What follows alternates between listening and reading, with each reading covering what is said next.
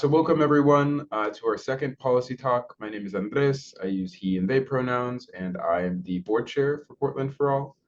Portland for All is all volunteer run. We're a C4 nonprofit, and we were really born out of conversations that people were having with friends and neighbors who were concerned about the challenges facing our city, as well as the negative rhetoric about the place we all call home. So Portland for All is united in our belief that there is a hopeful, positive, and inclusive future that's possible. We know that future will take all of us coming together and working to make that a reality. For folks joining, this might be your first event with Portland for All. Thank you for joining us. I'll share a little bit briefly about what we do. We have 4 programs as an organization. We do community conversations, which are town halls planned by teams of neighborhood volunteers, and they let us hear directly from people across town about the challenges they see facing our city. We just had one in Lentz this past weekend. Another event type that we do are monthly meetups. So we alternate locations around town, and these are an in-person opportunity for new volunteers who are looking to get involved, to connect with the folks who are leading our programming. So it's a chance to have both one-on-one and group conversations about what you can do to help Portland for All and join this movement for a better Portland. Policy Talks, our third program, that's what we're doing here today. It's how we educate ourselves and our community by bringing together a panel of experts who are doing the work to address critical challenges facing the city. So tonight you'll have a chance to hear from some of Portland's best and brightest about how we address the tough issues facing Portland and which programs and policies actually address the root causes of issues. And last, Portland for All is a C4. That means we're able to endorse candidates and promote the leaders who are best equipped and committed to addressing the major challenges facing our city. We know politics can feel divisive, but we also know that elected officials have tremendous power and the ability to make critical decisions that shape the world we live in. We're in the process of our endorsement windows open for the May Multnomah County elections, and candidates can submit their applications by this Friday to be considered for a priority endorsement. Everything we do is led by volunteers. So if this sounds like work you'd like to be a part of, we welcome you to join our next monthly meetup. We'll keep sending out opportunities to get involved by email and on social media. We're going to keep these policy talks going. Our next one is going to be on March 19th. We're going to talk about transportation and safe streets in Portland. We have 3 amazing panelists who will be joining us then. Metro Councilor Ashton Simpson, by Portland's Jonathan Mouse, and Planning Commissioner Steph Roth. So mark your calendars. Hopefully we'll see you back next month. And then one final thing before I turn it over to our panelists. Portland for All is completely volunteer run. So to be able to do our work and grow our reach, we rely on volunteers like all of you. So please visit our website, portlandforall.org. Sign up to volunteer, donate to support this work. And as we go through tonight's event, there's going to be an opportunity for you to submit questions to ask the panel. So as time permits, we'll ask those. So please enter those throughout the event. That's my intro. Thank you all for being here, for joining. Now it's time to introduce our panelists. Dr. Marisa Zapata, Shannon Singleton, and Kaia Sand are all incredible. I'm going to let each of them introduce themselves and tell you a little bit about who they are and what brought them to this work, starting with Dr. Zapata, if you'd like to introduce yourself. You know, you're not a student anymore. You can really call me Marisa. It's fine. I am Marisa or Marisa Zapata. I run the Homelessness Research and Action Collaborative at Portland State University, and I'm also a professor in urban planning. The cute baby who is on the screen is now a 3-year-old maniac. And if he starts pounding at the door, it is going to be better for me to invite him in to wave. So bear with if that becomes a reality. Thank you, Marisa. Next, we'll turn it over to Shannon Singleton, if you'd like to introduce yourself. Thank you. I'm Shannon Singleton. My pronouns are she and her. I'm a social worker who has been working in homeless services since, we'll just say for almost 30 years. I've worked in various roles within Portland and Multnomah County, including up to being the governor's housing policy advisor, and then later the director of equity and racial justice for Governor Kate Brown. And you'll learn more of all the different roles, I think, as we go through the talk today. Good to be here. Thank you so much, Shannon. Kaia? Thanks, Andres. I'm really happy to be here. I'm Kaia Sand, and my pronouns are she, her, and I am the executive director of Street Roots, and I've been in this role for 6 years. Circling back, I had written for the Burnside Catalog in the 90s and gone out and interviewed folks on the streets then. So the subsequent 2 decades, I worked as an artist and a writer.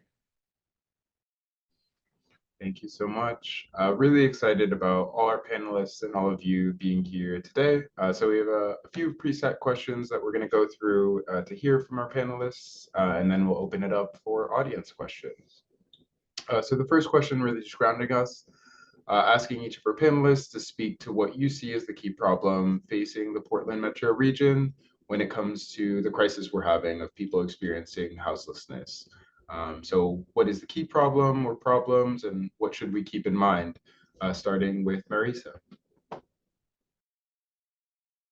So there's so many ways to answer this question, right? So I think that, I was looking at the list of names and I see so many people I know here who I'm like, okay, you're probably insiders, and a lot of names I don't know, which I honestly find a little more exciting.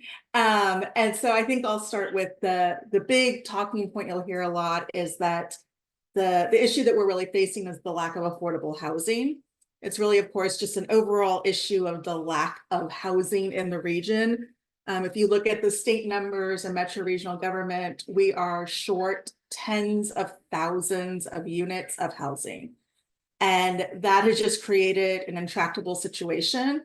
The data has been consistent around the country. There's a whole book that documents that where we see increases in homelessness, we are seeing increases in rents and decreases in vacancy levels. So basically, the tighter the housing market is, the more likely you're going to see an increase in homelessness. So, I think the poll question about the idea of, oh, this is taking years to create, it's actually taken decades. And if you really want to go all in, it's the foundation of our country that has led to this moment. And so I think that tied to that then becomes, what is our political will to look at the history of our country and say, we're not going to accept this now? Who are the political leaders who are going to help us take the data and knowledge that we have and actually turn it into action? And so there's both like the structural issue of not having enough housing, but then there's the question about community organizing, leadership, and our own willingness to say, no, we're not going to accept the status quo that I think really sits with us. Thank you for that historical zoom out and balancing the different pieces from housing supply to political will that are needed to address the situation. Shannon, would you like to go next? Thank you. Could you tell that I wanted to build on what she had said? I think, of course, I agree with where Marisa was just sharing. I think one of the things I want to add to the discussion is I'm not sure that folks really understand when we develop new housing and we say affordable housing, who that serves. And so I just want to contextualize a little bit. Yes, we need housing across income levels. But one of the things I think happens is we say affordable housing and people think that means folks exiting homelessness who have zero or very little income. But really, when we build new buildings, we're generally getting maybe 7 to 10 apartments at the lowest income levels out of the 60 that are being built. And so I think having some reality around who, and the people who are moving into this housing and are at these lower income levels, of course, deserve housing as well. It's just not really being built to the level of subsidy that so many of the folks who are stuck outside need. And I would say in particular, our folks on fixed income, We know that they need that long-term permanent subsidy or they need a rent-regulated apartment.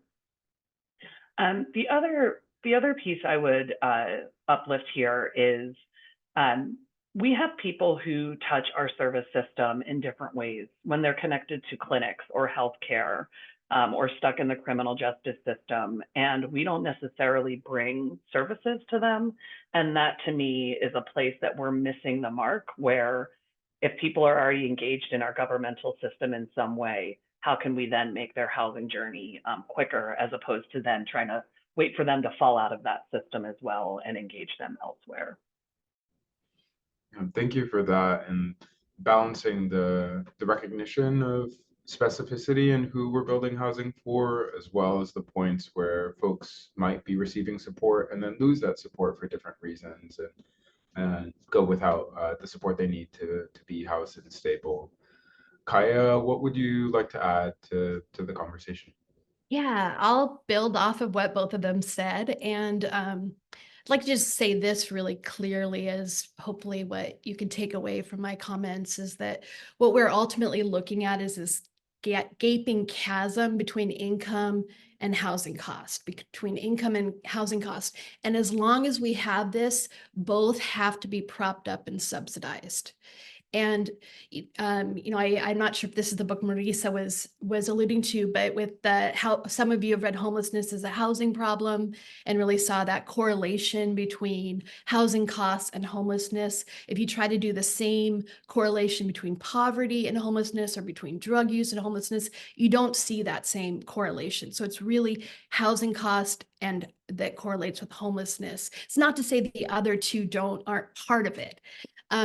So, taking that one piece that housing costs are too high, there's a really good report that the National Low Income Housing Coalition does each year. It's Out of Reach, it's called, and it looks at what they call a housing wage. So that would be a third of your income. What would that take to be able to afford the median income? And, in Oregon, I think the Oregon one, they base it on 2 bedrooms, is about statewide $29 an hour. Portland, $34 an hour. So you think about that compared to minimum wage, and you see where it's just an impossible equation. That on top of the fact that when we are dealing with the social services and the housing services to try to meet these needs, the workers themselves aren't paid housing wages. So I just, one more thing, just drawing these different connections that I want to put forward is, when you hear people talk about Portland Clean Energy Fund or supportive housing services being really high, that's something to pay attention to, but to reframe, because both of those then show that corporations, high income individuals, high profit or earning businesses are doing better than expected since the beginning of the pandemic. And I could go into data on it. It's really shocking, actually, how extreme this is. With corporations, it's about 500 of them. And, but also locally with high income individuals, we've seen such an increase, and that's also connecting up to the kicker, right? That's why our state numbers are so wildly off, is that high income individuals are making more money. So I just point that out to show there are ways that we can look at our data right now to reframe the conversation and show housing costs are really high. Housing is commodified. Folks make money off of housing. Folks are doing really well right now in those brackets. And this is something, when we talk about racism and homelessness, we can go back historically: land dispossession, right? Tribal termination, redlining, subprime mortgage, crisis, all of these different moments that strip income and strip land and housing from people. And this just perpetuates itself forward. Thank you for adding that in and taking us from that gap between income and housing up through realizing that the pandemic was really a profitable time for a lot of folks, and coming back to what our solutions are really trying to address. For folks joining us, this is Portland for All's Policy Talk. We're joined by Dr. Marisa Zapata, Kaia Sand, and Shannon Singleton, talking through some major issues when it comes to this topic. I also see some folks are raising your hand. Please, throughout the event, feel free to add questions to the Q&A. Once we go through our preset questions, we'll be opening it up for audience questions. The next question I have for the panelists is, when community members are feeling concerned about unsheltered homelessness, and specifically people who are visibly living on the streets, what kind of programs and policies actually get to the root of these problems? So we'll start with Shannon this time.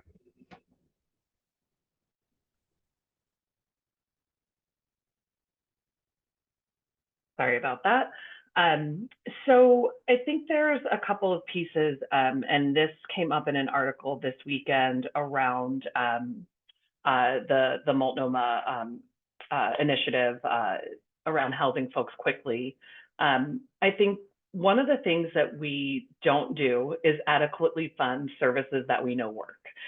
We continue to add what we're calling outreach teams to our system, and those teams are either designed to engage with people before a sweep happens, or to engage with people to try and get them to move.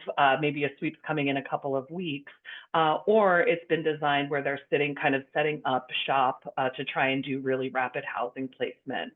And formerly, I was the director at Join, and this is an agency that does street outreach in the way that is about engaging with people, learning about them, developing relationships, letting them tell us what will help end their homelessness, and then walking alongside them on that journey back inside. It has always allowed flexibility of funds to be able to pay for whether it's debt or security deposits or move-in cost or IDs or equipment for work. It was really about having the flexibility to do whatever it's going to take for that person. I think we've lost sight of that in our system, and we've lost the flexibility that's required to really do this work. We're human beings, not widgets. We can't just move people through a system. We've got to have some of that flexibility and make some of that space. So I think really for me, it's some of that outreach and engagement activity that can happen in outreach, and that can include the mental health focused outreach. I think it's important to really disentangle the two. I can have a mental health condition and live inside, and I can have a mental health condition and be poor and live outside. Mental health does not cause homelessness, right? It can be something that is going on for that person, but it doesn't mean that it's the cause of them being outside. And we've got to keep working to decouple that narrative. Otherwise, we would have a lot more people who were unsheltered if mental health challenges were the cause of homelessness. So that's one piece I think we want to continue to work on. I think the other thing I would say is, when I was briefly at the Joint Office of Homeless Services, which I like to remind people, 8 months out of a 30-year career does not define somebody's career, but I did get opportunity to do some really cool work and effective work with people. And one of those things was looking at the data and what are our housing placements out of different types of shelters. I was only there long enough to pull 1 quarter data, and that data showed us that we were seeing higher placements out of alternative sites that might be smaller, like some of our alternative shelters with pods, than what we were seeing out of the larger mass congregate types of settings. It also was looking at hotel and motel shelters, which had even higher rates. So I think we also need to look at the data and what it's telling us for what's most effective to get people back inside, and then design our programs around that. So shelter is absolutely important, but shelter is not a one-size-fits-all, and it looks like we may have outcomes that look pretty different depending on the size and the design and the privacy that people can have depending on the shelter setting.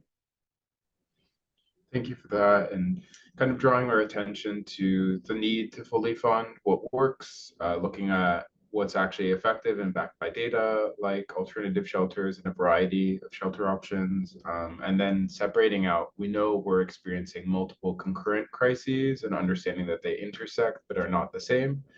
So understanding that someone's mental health and housing status are different issues that can interact but are not the same. Marisa, what would you like to add? So, I mean, I think there's the specific policies and programs, but there's also kind of a conceptualization issue, which is that these aren't either or, right? And so you'll always hear me talk about we need housing and for some people relevant support services. It doesn't mean that we don't need shelter, as Shannon was talking about. And that's how these conversations often get framed. And so I think it's first understanding that the programs and policies and we should be investing in are ones that are taking an integrated approach. I think the other thing is, it's solutions to do what, right? And if the solution is to find places for people to stay safely off the street, on the street while they're unsheltered, that's not the same program as putting together a permanent supportive housing complex, where that solution is about ending homelessness. And it doesn't mean that you can't have those things coincide and be mutually supportive, but I'm trying to do two different things. And I think we end up in these spaces where everyone wants to separate them, and that people don't necessarily realize that there is a significant trade-off. And people get really mad because they're like, well, you don't want to spend billions on shelter. You're an inhumane person. And I'm like, yeah, I don't want to spend billions on shelter because that doesn't actually solve homelessness, right? Billions of dollars in housing and relevant services solves homelessness. So I think that we're facing this kind of, how do we have both conversations at the same time, while recognizing that it is deeply upsetting to see people suffering outside, right? So people having to reconcile, okay, if I'm going to actually make a massive difference, I'm going to fight to demand that we have more affordable housing investment. I can also fight and demand for alternative police response, because that is something that could enhance the experience of people on the street. We are living in the reality that people are going to be houseless for at least the next month, likely longer, right? And it's very, very ugly to say that. It's physically painful to say that. We also need to be really thinking about prevention. I'll put it in the chat, but Evicted in Oregon has an amazing data set, no matter what county you're in, that will show you how many evictions have been filed in the last month, who has representation from a lawyer, right? You'll see very quickly that tenants who have filings for evictions are much less likely to have legal representation than a landlord. The number of those and why people are being evicted, we can see the rates of homelessness going up directly in relationship to the rates of eviction filings that are going up. Keeping people in housing is the easiest way to prevent homelessness. The other thing that I think really comes up, in addition to thinking about how we're going to increase the amount of affordable housing, is to also be thinking about the support services that are necessary for people. If you've been houseless, you've been traumatized, right? There is no way around that, right? Everybody who has been through that experience could benefit from mental health supports or other social service supports. Some people need psychiatric support. Some people have active substance use disorders. What are the programs and policies being put forward to actually increase our staff capacity? We know that we have a massive deficit in terms of, particularly in terms of clinical practitioners who are ready to go. And we know that that the lack of people who are in practice is even worse for people of color.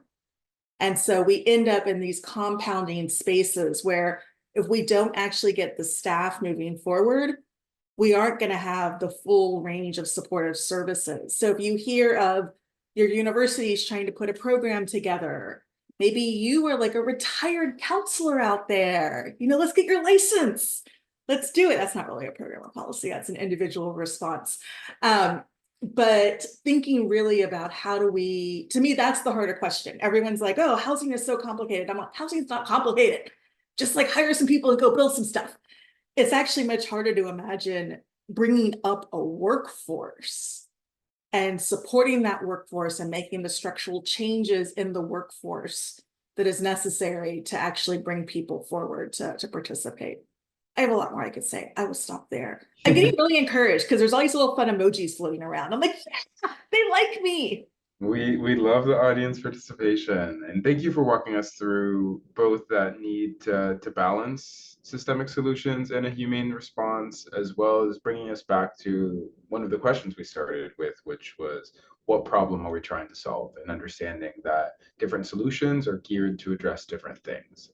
And so if we're trying to address long-term homelessness, we need to think about things like staffing, which I know came up because of the high turnover in service organizations and the low wage. Kaia, what would you add to this conversation about which programs and policies actually get at the root of this issue?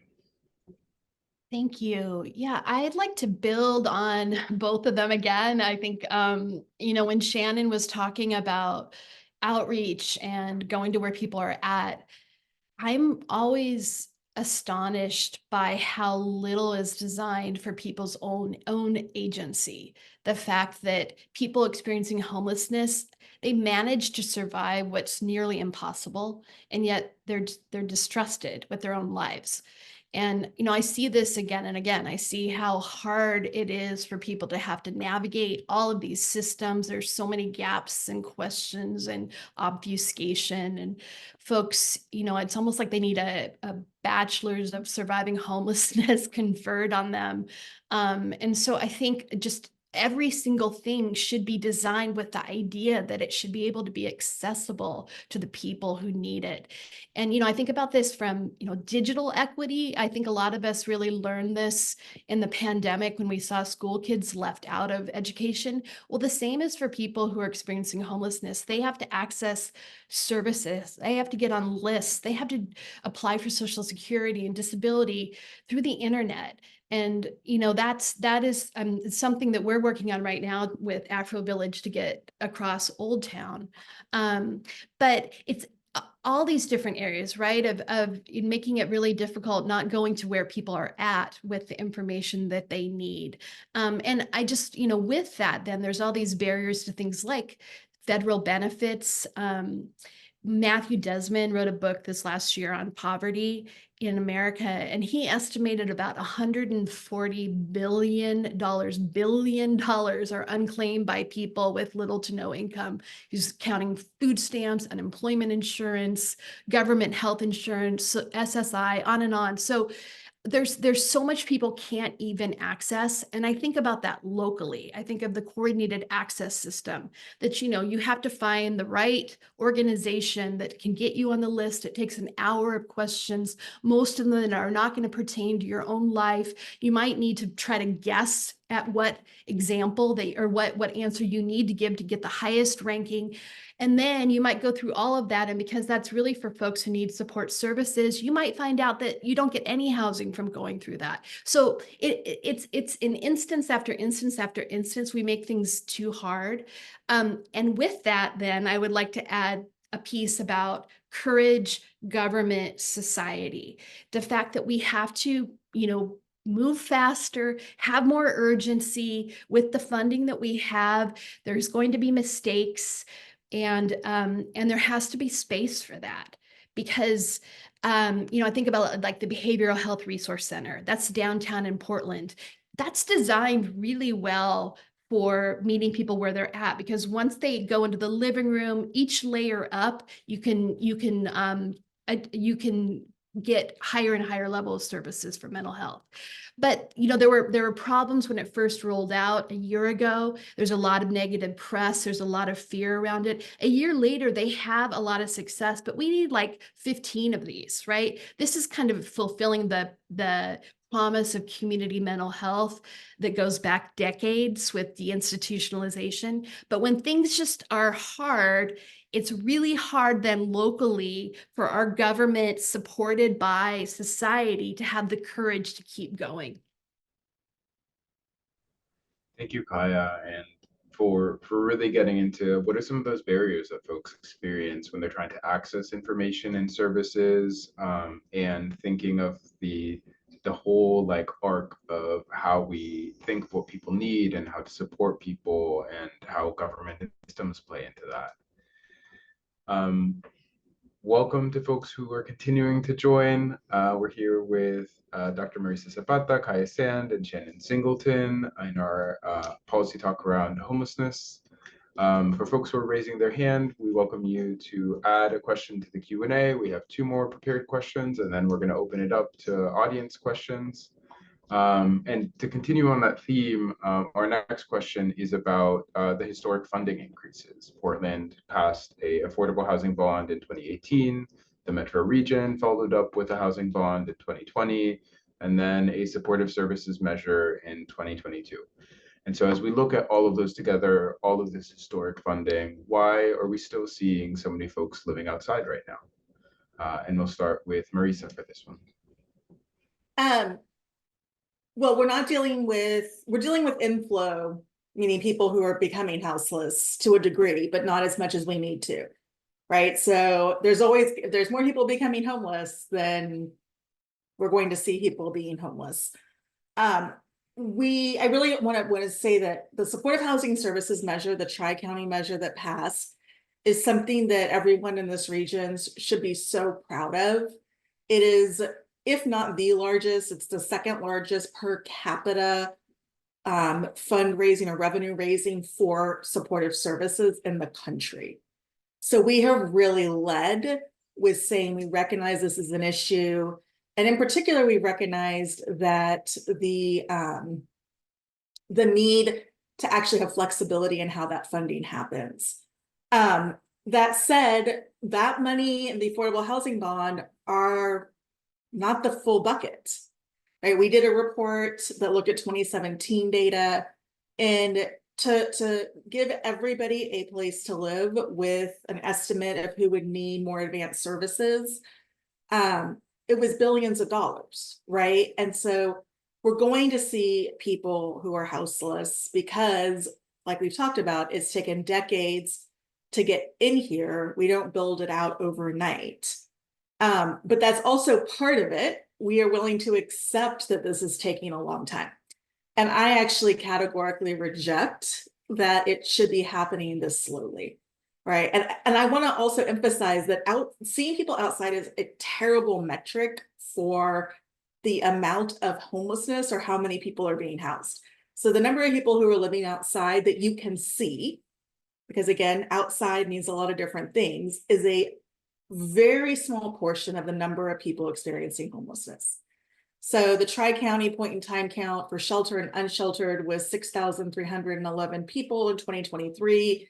When we started adding in doubled up populations, we're looking at something much closer to 30,000 people, right? And so thankfully, a lot of those folks are doubled up or in shelter and not living outside, but they're still homeless, and we are also still housing them as we should be. So what we see outside is not a good metric to start with, but also we have decided that it is okay to spend years trying to figure out how to spend money. We decided to take years to figure out how to obtain housing, right? It doesn't have to be this long. And I think one of my most depressing examples was that at the height of the pandemic, there were full, complete, empty, new apartment buildings for sale. Empty, unoccupied luxury units for sale. And our government and social service providers could not get it together to go and buy those buildings. At one point, I worked with a real estate agent who will remain nameless, who is on this webinar right now. And she identified very easily and quickly, we found hundreds of units that could have been purchased. And we had this amazing ARPA funding that had come in vast quantities that we could have just said, boom. Now that's not a research thing. I'm like, LOL, you don't need a PhD to go look at Redfin, but that's how I found them. And then I asked my friend, the real estate agent, to look. And so we have accepted that we aren't going to just take everything. that we can get our hands on in terms of housing. And we've accepted that the biggest issues are service development charges and the permitting process. I'm like, those aren't the main issues, right? It's our willingness to think outside the box. It's our willingness to just go out and obtain what we can. That is, for me, the primary driver of why we keep seeing people outside. Thank you. That piece really stuck with me of even with this historic funding, it still doesn't fully fund what's needed to address the massive crisis that's been decades in the making. And to that point about ARPA funding, I remember I was working in City Hall when the opportunity to purchase buildings with pandemic money came up, and it was passed over other priorities. And so it's a good reminder that there are opportunities and there are decisions that can influence which of these problems we're addressing. Kaia, I'll pass it next to you to return to, even with this all this funding, why are we still seeing this crisis continue? Yeah, well, homelessness, visible homelessness really is surfacing what are deep fault lines in society. I'm thinking about, I think earlier Marisa posted the eviction report, and we just continually have these new evictions. I think last year there were over 20,000 evictions that were at least filed in the state, about, I think, 8,000 locally. And the vast majority, I think around 90% locally, were just because of non-payment. So when we're trying to actually just deal with the fact that people are currently homeless, we have upstream so many more people that unfortunately are entering in. The number of children in that is extreme. Children living in cars, elderly people living in cars where, when I was saying earlier about the housing wage, well, Social Security, when someone's getting maybe $1,000 a month in Social Security, that's far from even what it would take, right, to be able to afford an apartment. So all that's to say that the supportive housing services money, this money that we pass, is really about trying to just deal with with the problems that arise from these fault lines, but we're not fixing the fault lines themselves. So with the supportive services, the supportive housing services money, I think it's really important to look at this as something that we permanently do. And unfortunately, when that was passed, there were, I think, some deals cut where it became, it was put forward as a 10-year sunset. But once you remove it, then you remove the funds to be able to actually do the subsidies. And that goes back to what I said in the first question, is that because there's that chasm between homelessness or between housing costs and income, both, unless they're fixed, have to always be subsidized. So we always have to have that subsidy in order to just tread water. And I'm sorry, this is bleak, but it's just true. So, when we think about the fact that supportive housing services, I mean, it should be just part of being in a deeply unequal society, right? The fact that we're taxing income that's over a certain amount, that's plenty to live on, right? An individual, $125,000 a year, a couple, it's $200,000. Once you go over that, it's only the amount over that that's taxed at 1%. That should be permanent. So I think I'll stop there because I want to make sure that's really clear, is that we have to permanently provide these subsidies unless we get down to the fault lines. Thank you, Kaia, for really filling in and continuing to drive on Marisa's point that people are continuing to lose housing, right? We're continuing to see folks lose housing stability and lose their housing, and recognizing that not only is the funding not going to fully address the need, it's also set to expire. Shannon, what would you like to add about this? Thank you. So I would add a couple of things. One, it's not even just folks who are becoming newly homeless, but we also have, when we end somebody's homelessness, we don't end their poverty. So we often have people cycle in and out. So they're able to be stable for a bit, maybe have a rent subsidy. That, to Kaia's point, that subsidy could end and they become homeless again. So we either need to address that on one of those two ends. I think that point is spot on from Kaia. The other thing that I think we know this data point, youth aging out of foster care system and other institutional settings have a high percentage of becoming homeless as adults. We know where a big part of our inflow comes from, and we have not fully filled that gap. While I was at the state, we did pass a bill to establish the first statewide long-term rent assistance program. It had a very small initial investment to serve across the state, but it was written as such that it could be expanded not only with adding more dollars, but to expand population over time. I think we need to continue to keep that pressure at the state level and close that gap from that foster care and other institutional settings, and keep folks from even experiencing homelessness in the first place. The other thing I will say is we have to talk about economic opportunity. We cannot continue to train folks to have low wage jobs and then expect them to be able to take over their rent. So really, what is the ability for somebody to increase their income? How do we provide that opportunity for them to do it, and the stability so that while they're in school or in training, they aren't trying to figure out transportation costs, childcare, food, their rent as well. And so how do we really provide that full support for folks who are able to move up in an income bracket? And then again, our folks on fixed income, we know need that permanent subsidy, and we simply don't have enough of that to go around. I think one thing I'll share as well is ending somebody's homelessness doesn't look the same from person to person.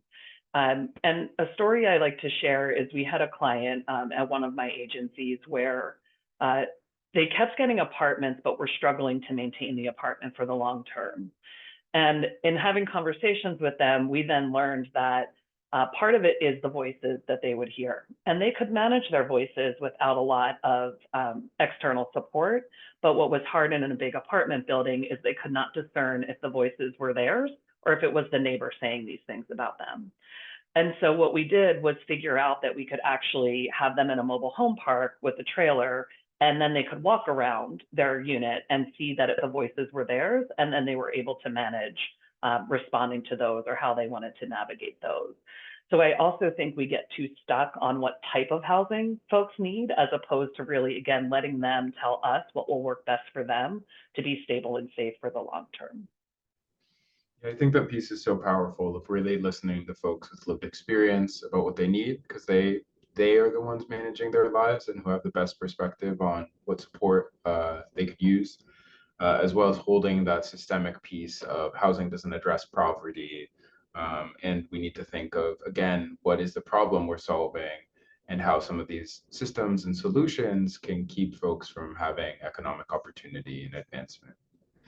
So our last question, and then we're going to open it up to some of the really great audience questions we're getting. So quickly, how could we talk to friends and families who maybe they share values, but they're worried about the problems they're seeing, and they're hearing messages that are pushing criminalization and other less humane policy solutions? Kaia, do you want to start this one off? Sure, I'd be happy to. So if one of my friends or family were asking me about this, I would start with the fact that it's a really ineffective tool, and then also address the barrier it provides to people, so it makes it even more difficult to get housing, and the danger that it creates for people. So as an ineffective tool, I think it's important to start off with the fact we're already using this tool, right? That I think, it's the only place more expensive to put someone for the night in Portland is probably the Ritz-Carlton than in jail. DA Schmidt had said something like $400 per night for someone in jail. So right now, when folks can't get into the Oregon State Hospital, they're held in jail. The Disability Rights Oregon a few years back did a report looking at when folks get really upset in the hospital and the ER because they're about to get released and they're homeless, they end up in jail. So the jail itself is already a de facto shelter system. And clearly it's a really ineffective one. But also it's important just to point out the fact that this creates an additional barrier. This is why at Street Roots, we worked really hard on Portland Street Response, is we wanted to minimize the amount of times people interacted with police when it wasn't a police issue, right? Because when people get fines, when they get misdemeanors, when they get felonies, they end up facing more barriers to housing and to employment. It's really difficult to navigate with both of those. And it splits up families. You get people that are released from prison and they end up not moving in with their families so that their family, their children, their partner can maintain their housing. And then finally, of course, it creates a level of violence for people, both when they are incarcerated and when they're interacting with the wrong first responder, a first responder that's armed instead of a first responder that's armed with a gun instead of a first responder that's armed with the knowledge of what they need. Thank you, Kaia. And for bringing some of that context of kind of playing out these conversations to their end conclusion of if we're criminalizing people for not having a home, we're sending them to jail, which is the least effective and most expensive way of approaching this issue. Shannon, we'll go next to you.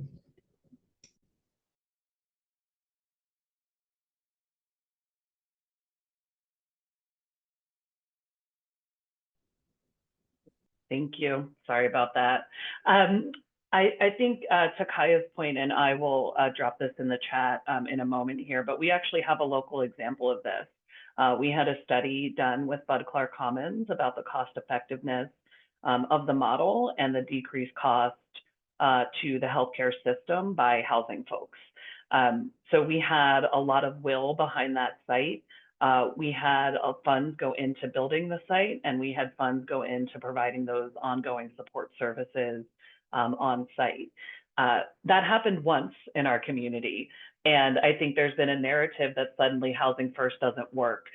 We've literally done it once. So I think that we can really look at what we know works and what the data says, and again, really invest in the things that we know work well for people and for our community more largely. The other thing that I think is we often, and one of my pet peeves is I often read these articles or these stories come up and it'll say the homeless as if it's this category of people that is just very otherizing, or they'll describe people, a homeless person did this, that, or the other. And it always shocks me because we never say a housed person did X, Y, Z. Like a housed person had a DUI. We just don't do that when we're reporting out. And so I think if we can really work as a community to stop otherizing folks and to really humanize them, right? Homelessness is a condition that exists. It does not define that person. And that's really a big piece that I think we can be bringing into our conversations. And Andres, I think earlier you said about defining the problem. People can be upset about trash or graffiti or other things that are out in the community, but the solve for those things is not criminalizing homelessness. The solve for trash is doing more trash pickup. The solve for graffiti might be a number of things. I prefer actually being intentional about creating murals for people and having people have a place to actually engage in artwork. So really, how do we define the issue that is the thing that's bothering us and think about what the solution for that particular issue is? Folks having to use the restroom outside, it's because they don't have access to one. So how do we increase access to hygiene, whether that's day centers or public toilets and things of that nature? So I think that's really how I've been able to talk with folks about it who maybe be values aligned with me, but sometimes don't have the language. And again, kind of think about the problems all combined together when we know they're actually different issues that have different solutions. Thank you, Shannon. I started my career in Portland at the Housing Bureau, and everyone has an opinion about housing and homelessness. And it's so helpful to know that we have local data on what's effective. And so often in these conversations, we dehumanize folks. And so a basic thing we can do when talking to other people is just recentering individuals' humanity and making it relatable and not just this nameless title we throw around. Marisa, would you like to close us out on this question? Yeah, so I can talk a little bit about some of the kind of factoids that I have found that seem to resonate with people when I give talks. It was funny that the question was, how can we help people talk to their friends and family? And Kaia was like, and when I talk to my friends and family, and I'm like, I don't talk to my friends and family about this unless they're in the work, right? Which I think is also just like kind of an indication of how tense things could be, right? Like my neighbors right now are like, we're trying to make someone move who was camping. These things are here all the time. And in terms of like factoids that I've found, one is really actually, particularly for people who are what I would describe as Portland liberal, right? They really want to, maybe they are liberal, they're progressive, but they're still like struggling with some things. People tend to be very shocked when I get into the disparity rates for people of color. And so nationally, we know that 13% of the country is Black, and yet people who are Black are represent 40% of the population experiencing homelessness. We know in the state of Oregon, people who are Indigenous are 3 times more likely to be experiencing homelessness. We know that Latinos are historically very undercounted. And I have found that when people in Portland hear like these disparity rates, they're shocked. And it does something to shift, I think, a little bit in them. The other things that I have really tried to humanize when I give talks is that as a housed person, it is okay to be upset. You don't need to be ashamed of being angry, uncomfortable. You don't need to feel like you should feel the same way the entire time. There are actually like psychological explanations for feeling empathy at one point and rage at another point. It is hard for so many reasons to see people who are suffering as much as they are. And it doesn't actually compute in our brains for so many reasons. And then historically, the explanations we have been given are all pejorative and judgmental. And so the only thing that we had to make sense out of it is anger, frustration, and hate. And then we know, as like good progressive Portlanders, we're not supposed to feel that way. What is going on? So I just try to ask people to sit with that and to understand and accept how they're feeling, to step away and to understand that this is how they've been socialized to think about these issues. I will always talk about how, I moved to Portland and thought like I had done the work around substance use disorder. I agree that this was this is a physical issue that people are working to have to live with. And after I've been here for a couple of years, just seeing so many people in the throes of substance use disorder on the street, I actually felt like some of those thoughts coming up of like, why doesn't that person work harder? And I'm like, whoa, where did that come from? Like, I don't believe that as a human being. But those thoughts were there because it was trying to make sense of how to deal with what I was seeing in front of me. The other things that the other big thing that I'll use is, people will talk about, of course, substance use disorder and mental illness. And I think that one thing to understand is that people develop substance use disorders on the street. They do not necessarily have them ahead of time. They may have been, a higher user of substances, and then that actually becomes worse on the street. When I'm trying to emphasize the importance of stability and real housing, as opposed to just doing services ahead of time, what I really like to emphasize are 2 different things that I have found effective. One is asking people who has had a newborn. And if you've had a newborn, how well were you thinking and functioning during those first few months? Because you were not sleeping, you were having to get up every few hours. Why would you be that time in your life making the best choices? The other one is, how many of us have tried to change our diet or exercise more or cut back on smoking or whatnot? And even in the best of circumstances, most of us are not going to do that terribly successfully. And so when we're saying like, this person should like get sober and then they can get a job and get housing. Why in the world would we expect someone who is not sleeping well, who is scared, who is potentially being threatened, who isn't getting consistent nourishment, to be able to make the most intense and dramatic life change possible? So those are kind of some of the things that I have found that resonate. Mostly I would just say, keep talking to people. Keep trying. Yeah, thank you. You gave us so many things to sit with, from thinking through the disparities to realizing the real human thoughts and reactions we have to folks. It reminds me of the way we talk about dealing with internalized racism. It's not by denying that feeling or thought it's happening. It's by recognizing that and then grappling with it.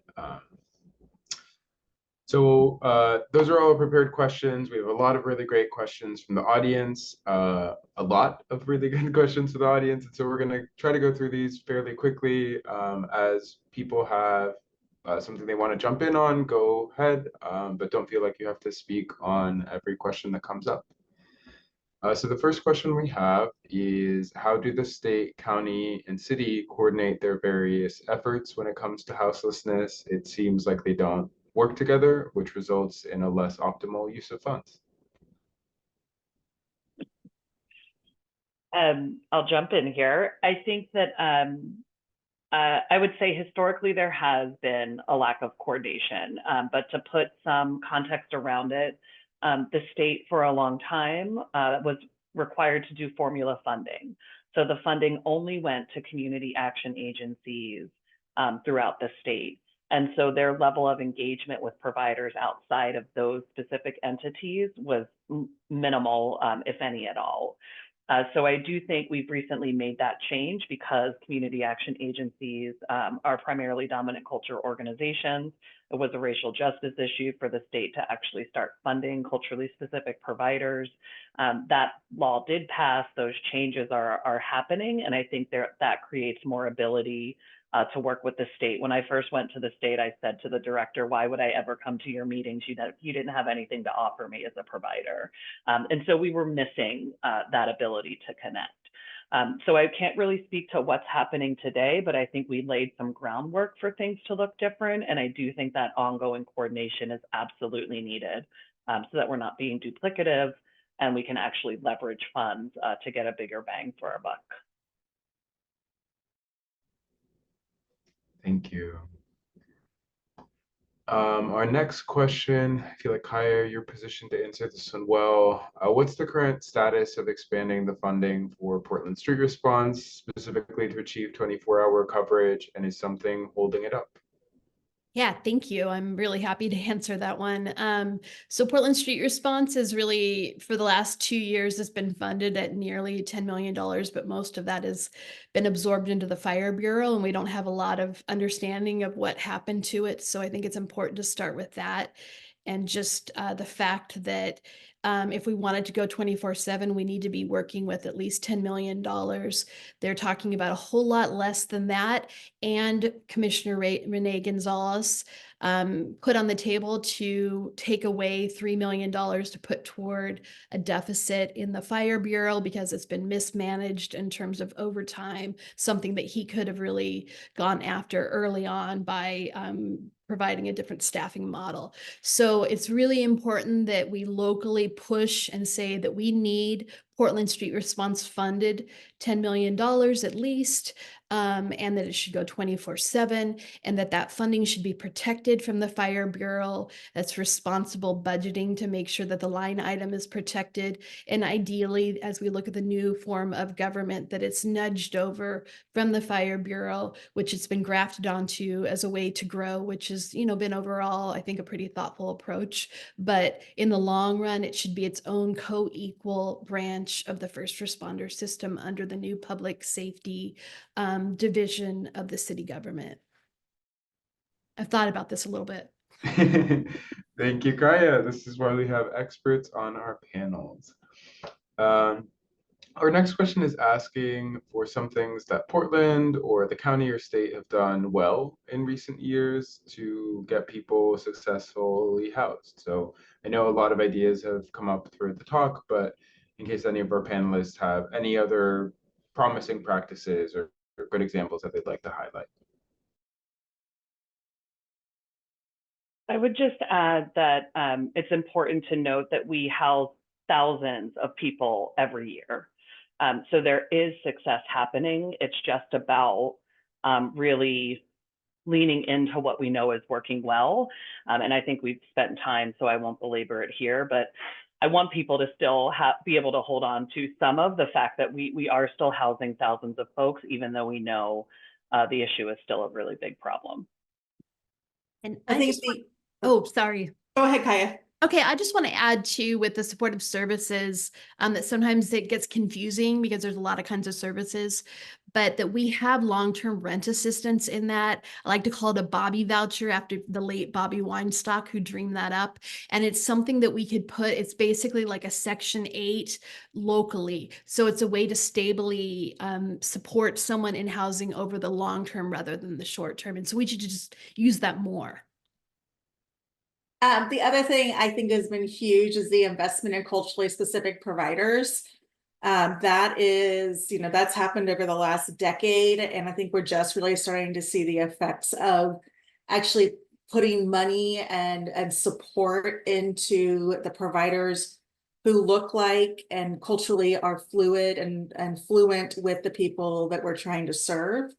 And we've got a research project going on with a couple of those providers right now to really distill out like what they're doing and how it's different and meeting the needs of communities of color. In addition to the thousands of people who have received housing, we've also, I like to say we, because I was part of like a governance group for the county and the city.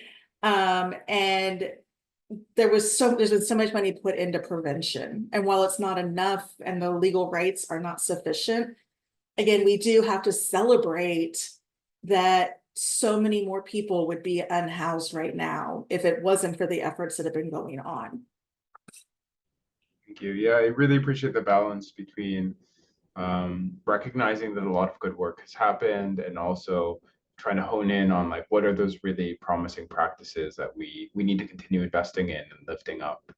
To folks who have questions, you can keep popping them in the QA and we will see how many we can get through in the next 20 minutes. We had a few questions come up about day shelters and how they fit into the solution, as well as a specific question about how local shelters aren't always maintained in a healthy and clean way and aren't always safe. So how to think of improving what we have in addition to the conversations about building and adding more projects to manage. Well, I'll just say with the day shelters, people need places to go. We have a pretty inhospitable public space. And so we have to both always fight to have a public space that's inclusive and to make sure that people have places to go when they're in shelter. That includes day shelter. In terms of shelters being unsafe, I think it's just also really important to lift up that they just aren't long-term solutions. And they're places where folks that, yeah, it's really hard to sleep among a lot of people, especially when you're hearing voices or you're stressed or you're traumatized. I would add, we have to have those housing placement and other types of support services to be accessible in those day spaces. When I first moved to Portland and was running the Safe Shelter, we had a day center. We had a shelter. It was first come, first serve, and there were no resources to do any sort of housing placement. So it essentially was a big warehouse for people. The first staff we added was somebody to do housing placement out of the day center, knowing that people who weren't staying in shelter could also then get supports. So making sure that that piece is connected. I think I saw in the question as well some reference to the first step.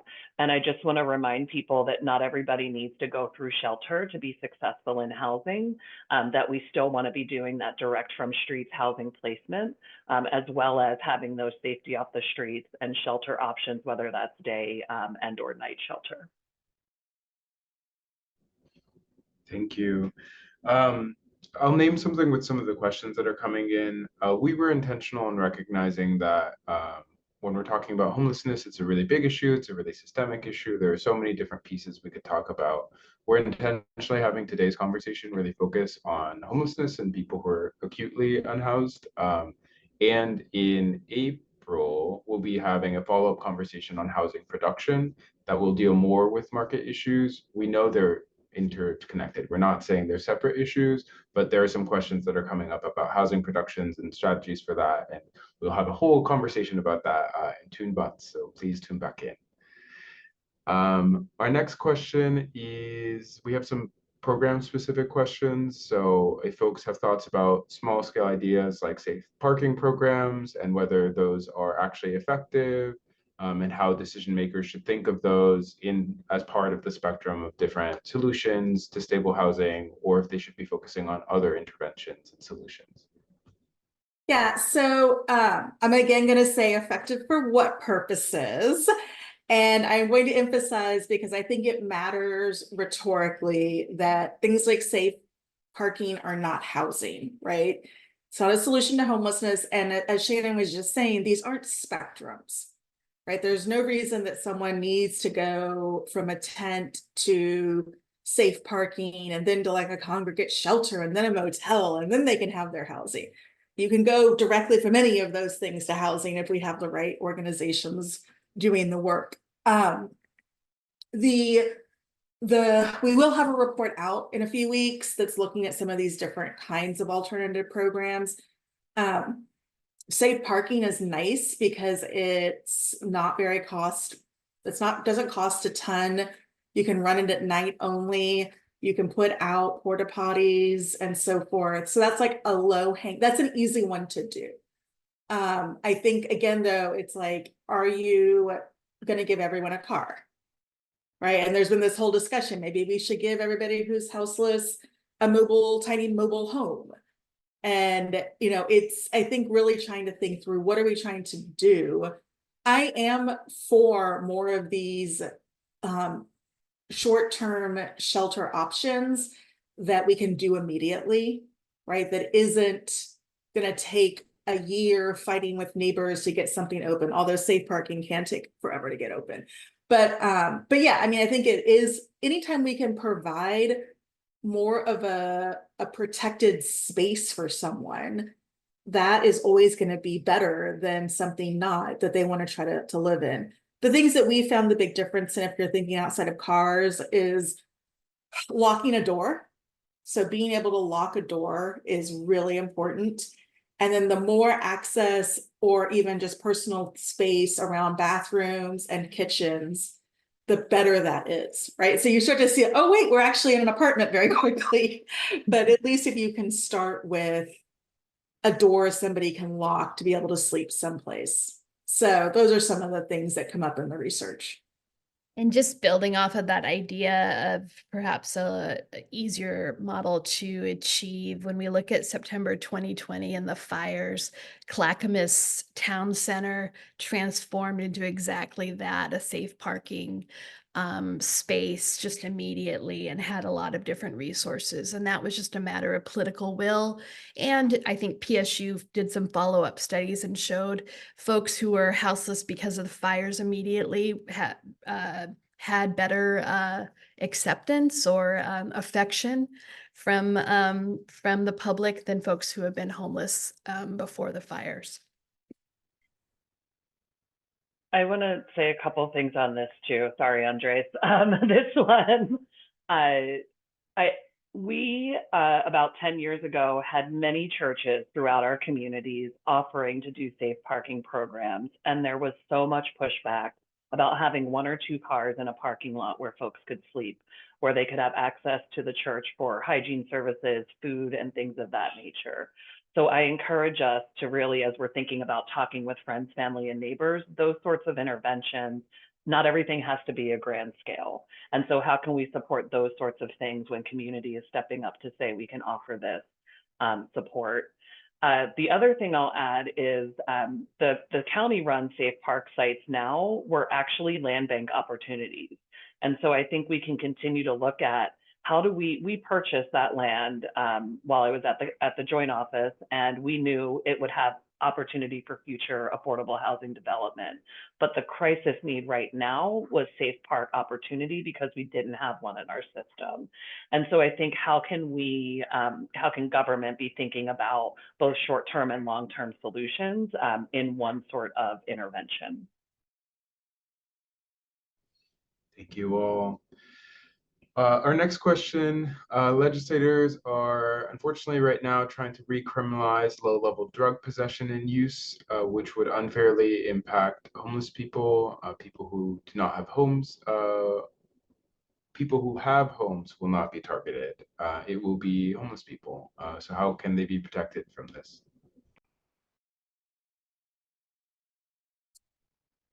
I mean, you can't really protect people from criminalized things, right? So I don't know. I mean, I think that you can be protected by not criminalizing things is probably like the best thing. I can't speak to Measure 110 though. That's against the rules of PSU. I also think that yes, people who are houseless will be targeted. And I think going back to this kind of narrative work with your friends and family, that homelessness is actually not caused by substance use disorder. And the coordinated care organization for the region, Health Share, did some data analysis looking at Medicaid data and found that although the rates of overdose had gone up substantially over the past couple of years, the actual rates of substance use disorder amongst the people in their Medicaid network did not go up. It actually went up at a lower pace than the overall enrollment of a similar population in their programming, which is just like a very fancy way of saying substance use disorder has not gone up, y'all. Substance use disorder has not gone up. Overdose has, right? And so that's also why we start to see the visibility, the acuity is up. And so how are we going to protect people from that? I don't know that we can. Because the mindset has been so crafted into people who are homeless, who are visible, are all high and smoking fentanyl everywhere at every moment in time. And why would the police are going to buy into that too? I don't know. I didn't answer this question great. I thought it was slightly different, which was basically me being able to say homelessness and substance use disorder are not that related. But Kaia's going to give a better answer. No, I'm going to put it in just stark terms of life and death. We know the drug supply in fentanyl, we know from national studies that it arrived around 2019 in Oregon. It follows national trends. So it's not something that's cropping up because of local conditions, but because of national trends. And I think the part I really want to emphasize is that with fentanyl, we have this, I find it to be a bit of a miracle, naloxone. I mean, it actually brings people back to life. We are so fortunate that as long as the drug supply is not further contaminated, we can save people's lives. But we can't save their lives when they're hiding. And this is just a fact of daily life. At Street Roots, most of us have reversed overdoses on the sidewalk. And I think about every one of them. And if they were hiding, if they were behind a dumpster, we have a building now where we're preparing our bathrooms for recriminalization because we're afraid that now that the fentanyl supply is so much higher and recriminalization comes in, we're going to have people go in there and overdose. And I mean, I'm afraid we will have people go in there and overdose because they have to hide. So I just want to make it really clear that what we need, if it's folks that have nowhere else to go, they need to be somewhere where they can be observed. Most communities of people using fentanyl on the streets are holding naloxone, trying to save each other. So if we need overdose prevention sites, if we're going to recriminalize, it's that simple. Safe use sites. That's what I meant to say, which is I think what Kaia you're saying, right? So I think that, the scary phrase, safe consumption zones, safe consumption sites, right? So if we're going to think about it, protection from criminalization, also protection. I mean, I think Kaia, that point about people having to hide and the risk of hiding is just so profound and important. you. We have time for maybe one or two more questions. How can we get creative with how we provide mental health services to people and consider things like the need for culturally specific care and barriers that exist for folks to get licensed at the state? Yeah, so this is right up my alley. There's a couple of things. One is I think we rely on a system that requires the ability to bill Medicaid. And while yes, it is important that we should be drawing down funds that we can from the federal level, and Medicaid is one way to do that, it also requires that I sit down with you in one of our first meetings and do a 2 to 3 hour assessment about all of my psychosocial needs. It is a big ask. I don't want to do it, and I am stably housed. I'm not worrying about survival and where I'm going to get my food and all these other pieces. It's just a barrier that we've put in place that I think we need to remove. And with the Supportive Housing Services funds, we have the ability to remove that. I have, as a provider, taken the road of contracting with private practitioners just to be able to have somebody who is trained to engage with people before they're able to sit down for that full assessment. I think that is something that we're missing. We actually do need to fund some early mental health care so that people can even get engaged into the Medicaid system.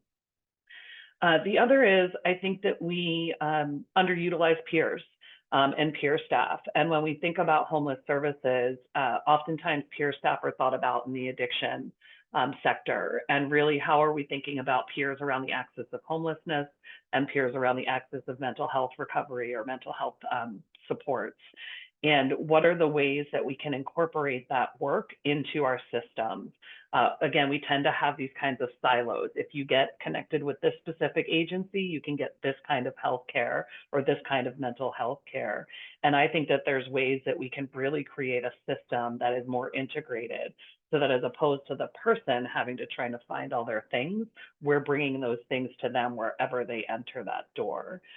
Those are some of the places I think we could shift how we provide mental health supports. I also will just, again, state we have most of the evidence for the effectiveness of Housing First is around people with severe mental illnesses. And so we have to stop thinking that folks have to go through these steps to be able to move into housing and that permanent space. So how are we really looking at getting folks from wherever they're at directly into housing and wrapping supports around them? Thank you. Final question. Is there an opportunity to leverage vacant housing units? I know some folks spoke to this. How can we use housing that's already built or consider interventions like a vacancy tax? I mean, yes, we could do all of those things. Which of our electeds are actually going to do it? I don't know. I mean, this is like city council, county commission. I mean, I think the one thing I could stop hearing from everyone is like the other government entity does it, right? That would be a great start. Because right now I'm kind of like, every government could do all the things. It's really fine. It's really okay if the county does housing and the city does social services, maybe. Haha.